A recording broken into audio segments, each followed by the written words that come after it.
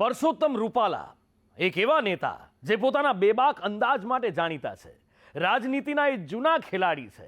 જ્યારે એ ભાષણ કરે ત્યારે એમના બોલવાના અંદાજના કારણે, શબ્દોની પસંદગીના કારણે વાહવાઈ બટોરી લે. પણ એ જ રૂપાલાએ ખોટા શબ્દોની પસંદગી કરી અને ગુજરાતની રાજનીતિમાં મોટો ભૂકંપ આવી ગયો. નમસ્કાર, આપ જોઈ રહ્યા છો સંદેશ ન્યૂઝ, તમારી સાથે સત્યની સાથે, સંદેશ વિશેષ સાથે. હું છું નુપુર.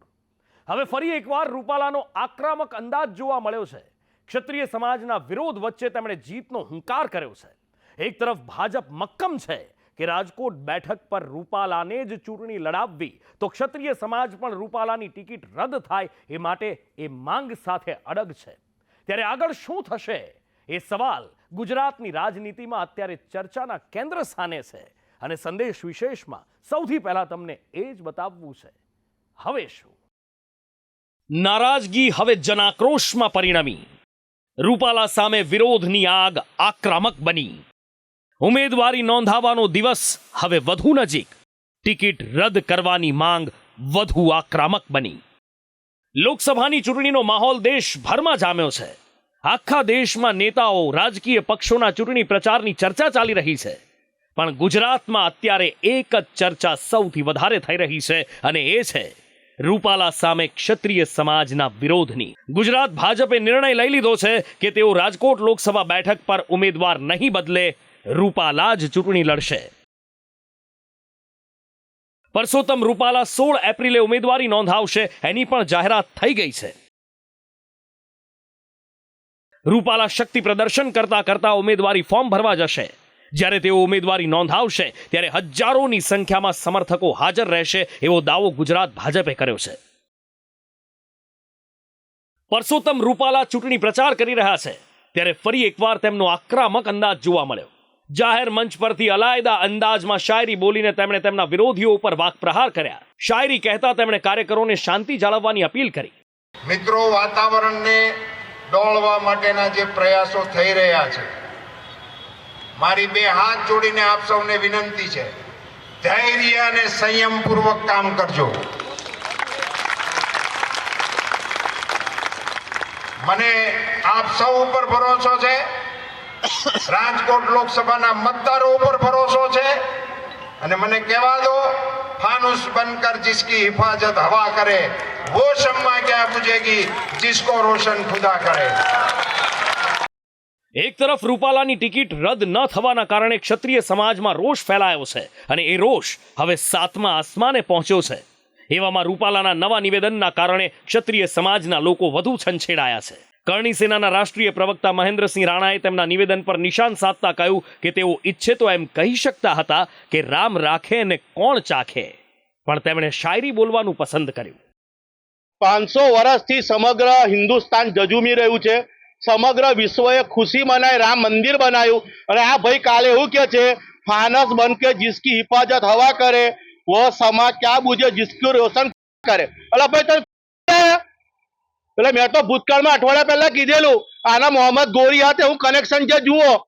અને કુશ એટલે રામના સંતાન, અને તમે તો કહો છો કે અમારા બાપા તો રામ, અમારા બરાબર છે, તો તમને રામ યાદ ના આયા?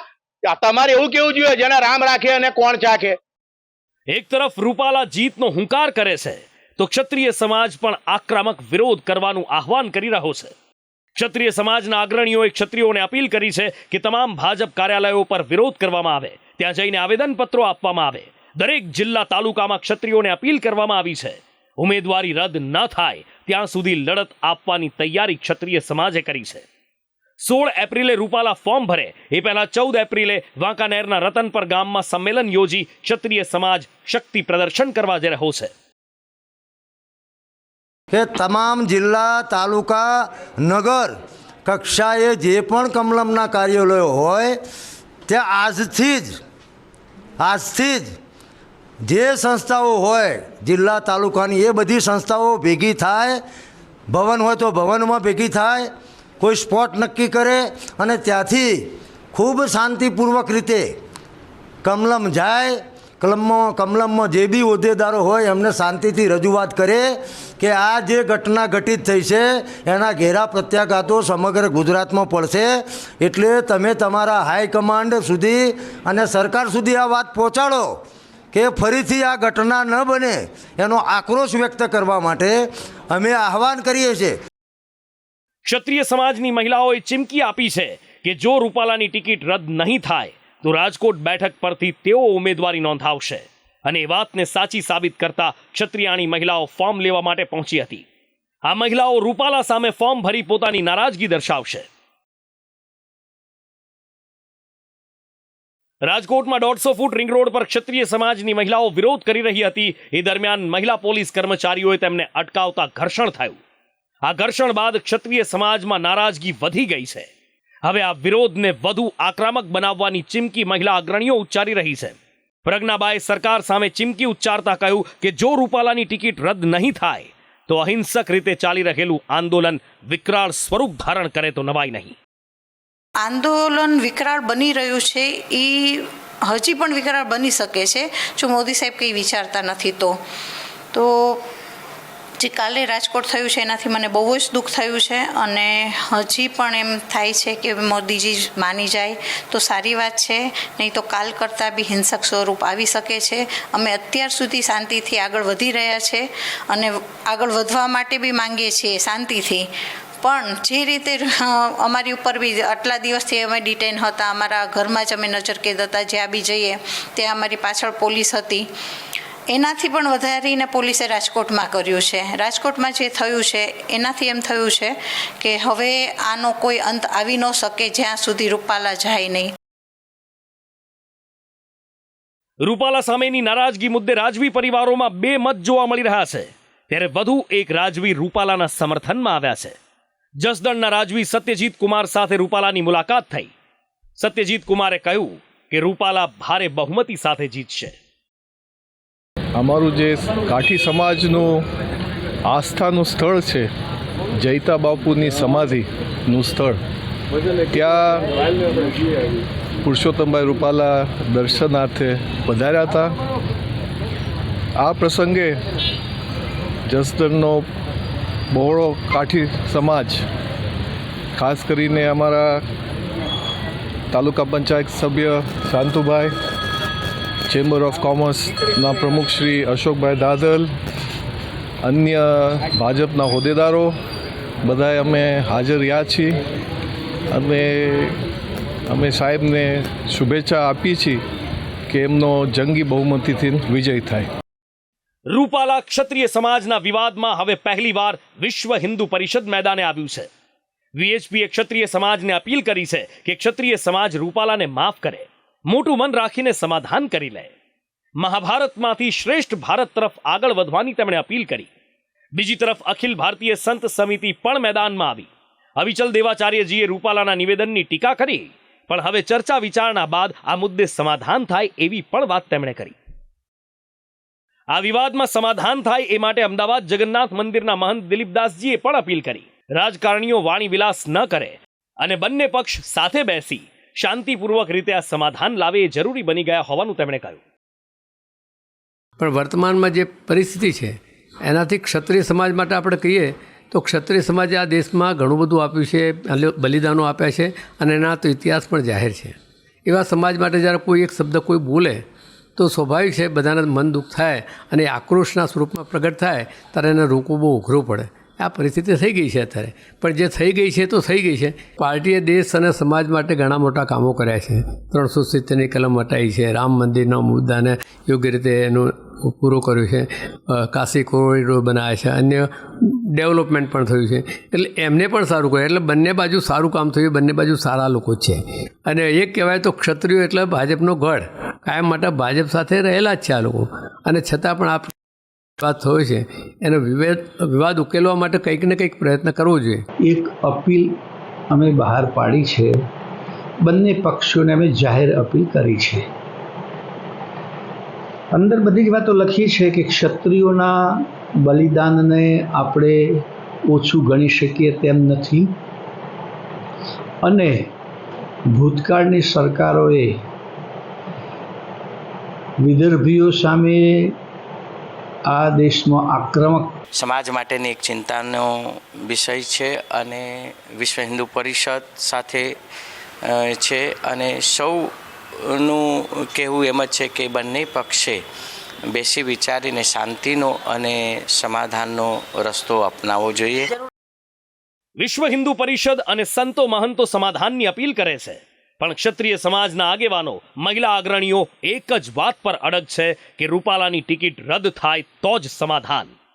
બીજી તરફ ક્ષત્રિય સમાજના સમર્થનમાં બોટાદ તાલુકા ભાજપના મહામંત્રી વિજય ખાચરે રાજીનામું આપી દીધું. પાળિયાદમાં જાહેર કાર્યક્રમમાં જ તેમણે રાજીનામું આપ્યું અને કહ્યું કે આ મુદ્દે સુખદ અંત આવે. આંદોલનનો અંત ત્યારે જ્યારે રૂપાલાની ટિકિટ કેન્સલ થાય. ટિકિટ કેન્સલ કર્યા વગર કોઈ આંદોલનનો અંત છે જ નહીં. સાધુ સંતો આવે, રાજવી પરિવારો આવે, કોઈ બી આવે, ઉપરથી ભગવાન આવે, પણ રૂપાલાની ટિકિટ કેન્સલ એ એક જ સમાધાન, અને આ સમાધાન બીજા કોઈ કાળે હોઈ શકે નહીં. આજે મારા સમાજ આજે રહેવાની ફરજ પડી છે.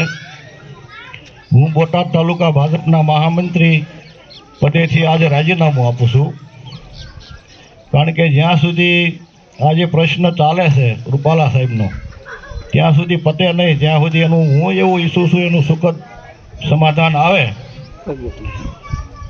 અને વહેલી તકે એનું સુખદ સમાધાન આવે. અને ભાજપના મોવડી મંડળને હું પ્રાર્થના કરું છું કે આના માટે કંઈક પ્રયત્નો કરે. વિરોધનો વંટોળ હજી પણ રાજ્યના અન્ય જિલ્લાઓમાં જોવા મળી રહ્યો છે. ખેડાના ચકલાસીમાં ક્ષત્રિય સમાજનું અસ્મિતા સંમેલન યોજવામાં આવ્યું. રૂપાલાની ટિકિટ રદ નહીં થાય તો હજી આકરો વિરોધ કરવાની તૈયારી આ સંમેલનમાં દર્શાવવામાં આવી છે. 14 એપ્રિલે રાજકોટમાં યોજાનારા મહાસંમેલનમાં ક્ષત્રિયોને જોડવા માટે આહવાન કરવામાં આવ્યું છે. યુદ્ધની શરૂઆત થઈ ગઈ છે અને યુદ્ધના બ્યુગલ વાગી ગયા છે, કારણ કે જે 15 દિવસથી જે સમાજ ખાલી 2 હાથ જોડીને વિનંતી કરી રહ્યો છે કે રૂપાલા સાહેબની ટિકિટ કાપો, પણ જો અત્યાર સત્તાધારી પક્ષને એવું લાગી રહ્યું હોય કે જો આ સમાજ કંઈ કરી શકે એમ નથી અને કે કંઈ સમજી શકે એમ નથી અને હજુ ને હજુ આ સમાજને ઉશ્કેરવાની કોશિશ કરી રહ્યા છે. આજનું જ તમને કદાચ મેં પ્રેસ નોટ વાંચી કે ક્ષત્રિય સમાજની સામે 10 ગણું સંમેલન કરશે રાજકોટમાં. આ વિરોધના વંટોળ વચ્ચે કાઠી ક્ષત્રિય સમાજે ભાજપને સમર્થન આપ્યું છે. ચોટીલા, અમરેલી, બોટાદના કાઠી ક્ષત્રિય સમાજે ભાજપ માટે સમર્થન જાહેર કર્યું. નરેન્દ્ર મોદીને 3જી વખત વડાપ્રધાન બનાવવા માટે આ સમર્થન જાહેર કરવામાં આવ્યું. ત્યારે અમે કાઠી ક્ષત્રિય સમાજે ભેગા મળી અને નક્કી કર્યું છે કે ભારતીય જનતા પાર્ટીને દરેક જગ્યાએ જેટલો દઈ શકાય તેટલો તન, મન અને ધનથી ટેકો આપ. એ આખી વાત સાથે અમારે કાંઈ બહુ લેવા દેવા નથી. અને બીજી વાત એ કે કોઠી ધોવાથી કાદવ નીકળે એટલી સમજણ અમને પડે છે અને અમારા બધાય તે અમે સાથે જ છીએ. અમે કંઈ સામાજિક રીતે તો કોઈથી જુદા છીએ જ નહીં. અમારા સામાજિક રીતે કોઈ પ્રશ્ન આમાં આવતો નથી. રૂપાલા સામે ક્ષત્રિય સમાજનો આ વિરોધ દિવસ વીતતા જાય છે એમ વધુ ઉગ્ર બની રહ્યો છે. એક તરફ સાધુ સંતો મહંતો આ મુદ્દે સુખદ સમાધાન આવે એવી અપીલ કરી રહ્યા છે. કેટલાક રાજવી પરિવારો રૂપાલાને માફ કરવાની અપીલ કરી રહ્યા છે, તો કોઈ રાજવી પરિવાર ક્ષત્રિયોના વિરોધને સમર્થન આપે છે. 16 એપ્રિલે રૂપાલા ઉમેદવારી નોંધાવે એ પહેલા ક્ષત્રિય સમાજ રાજકોટમાં શક્તિ સંમેલન યોજી જબરજસ્ત શક્તિ પ્રદર્શન કરવા માંગે છે. ત્યારે આ શક્તિ પ્રદર્શનથી રૂપાલાની ટિકિટ રદ કરવાની માંગ પૂર્ણ થશે કે પછી ક્ષત્રિય સમાજના વિરોધ વચ્ચે પણ રૂપાલા ફોર્મ ભરશે, એ તો હવે આવનારો સમય જ બતાવશે. સ્પેશિયલ રિપોર્ટ, સંદેશ ન્યૂઝ.